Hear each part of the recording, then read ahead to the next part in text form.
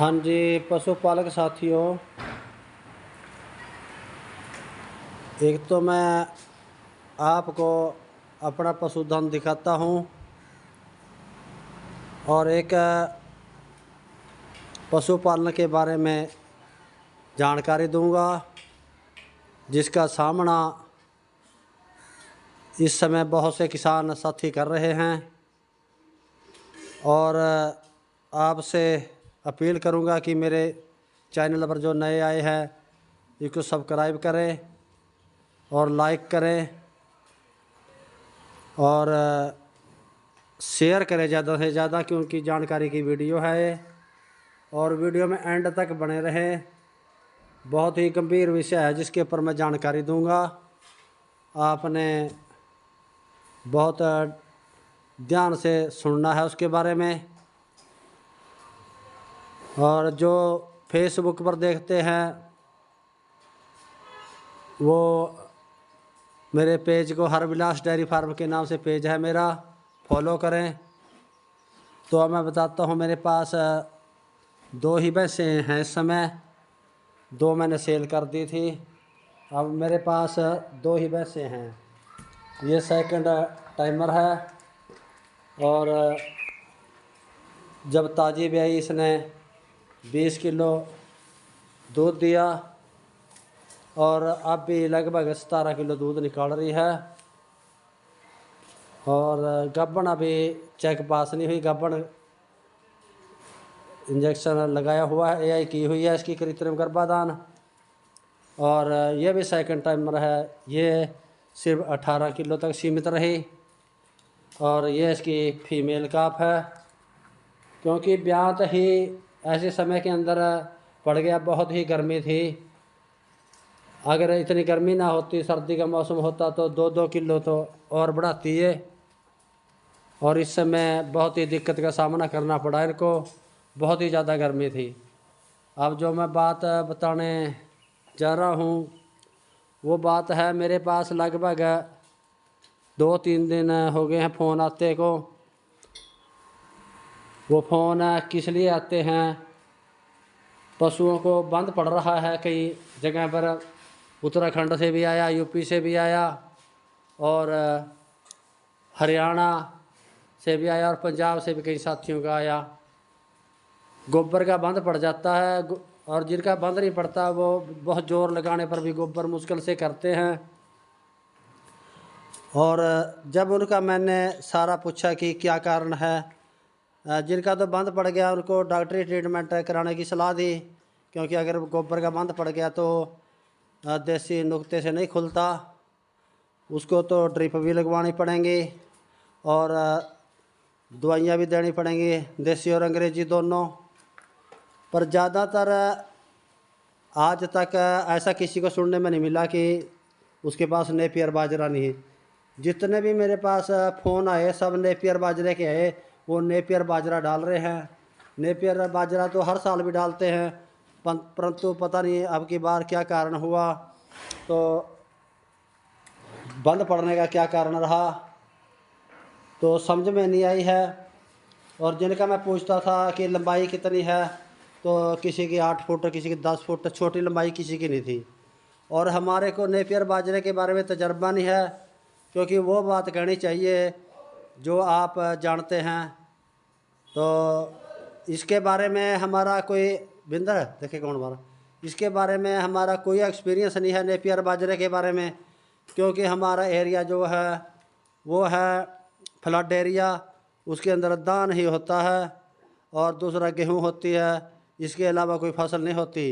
Napier बाजरा तो क्या, हमारे यहाँ तो गन्ना, ज्वार वगैरह, बाड़ी वगैरह, नरमा वगैरह कुछ नहीं होता। तो जैसा भी मैंने फिर उनको सुझाव दिया कि आप नेपियर बाजरा रोकिए, जो उसका इलाज बताता हूँ, जैसे मैंने कराया है वो मैं बताता हूँ। और अगर किसी के पशु को कोई दिक्कत है तो जो इस बारे में माहिर लोग हैं उनसे संपर्क करिए। और जिनको वैसे जानकारी है, जो डॉक्टर हैं इसे फील्ड के माहिर हैं, जैसे गोपीवन मुर्रा वाले जगजीत सिंह जी बहुत ही बढ़िया काबिल डॉक्टर हैं और इस बारे में ज्ञान भी देते हैं और पटियाला के डॉक्टर जीवन गुप्ता जी हैं, वो इसके बारे में पूरा जानकारी देते हैं और कभी भी लोगों को इग्नोर नहीं करते। और अगर वो ट्रीटमेंट उनके एरिया में होता है तो खुद भी कर देते हैं, अगर उनसे दूर है तो फ़ोन के ऊपर भी बता देते हैं। वो संकोच नहीं करते कि मैं ना बताऊं। बहुत ही बढ़िया नेचर है इनका। और डॉक्टर जीवन गुप्ता जी खाद खराब के ऊपर बताते हैं। तो मैं बताता हूं कि कैसे हमने उनका ट्रीटमेंट कराया। तो मैंने सबसे पहले तो उनको कहा कि बाजरा रोको। बाजरे की जगह अगर ज्वार है तो बहुत बढ़िया बात है, अगर नहीं ज्वार है तो आपने फिर सूखे भुस्से के ऊपर पानी में भिगो कर अच्छी तरह से सन्नी मारिए। अगर दाना पानी में भिगोते हो, जैसे कुछ जगह पर चने का छिलका, चने का खंडा और या चने की चूरी और बनोड़े की खड़ होती है, तो सुबह के भिगो कर शाम को, शाम का भिगो कर सुबह। तो उनको कहा कि आपने नेपियर बाजरा बिल्कुल बंद कर देना है। और जिन पशु में बंद लगा हुआ था उनमें रूमन एफएस के नाम से आती है, और रुचा मैक्स है, और रूमी केयर है, और बफर 100 ग्राम दिलवाया। 100 ग्राम बफर दिलवाया तो तकरीबन 1 या 2 दिन में बंद खुल गया। और एक उत्तराखंड से साथी हैं और पंजाब से गए हुए सरदार जी हैं, मनदीप के फादर के नाम से मैंने उनकी आईडी बना रखी है। तो उन्होंने कुछ तो मेरे दिए अनुसार, बताए अनुसार दिया, और फिर ड्रिप लगवाए। आज उनके पशु बिल्कुल स्वस्थ है। तो साथियों, जो भी डॉक्टर इस लाइन के हैं उसके बारे में जानकारी है, इस एरिए में नेपियर बाजरा आमतौर पर बरता जाता है, तो वो इस बारे में जानकारी दें कि अब की बार ये कारण क्या हुआ आने का, तो क्यों आया ये।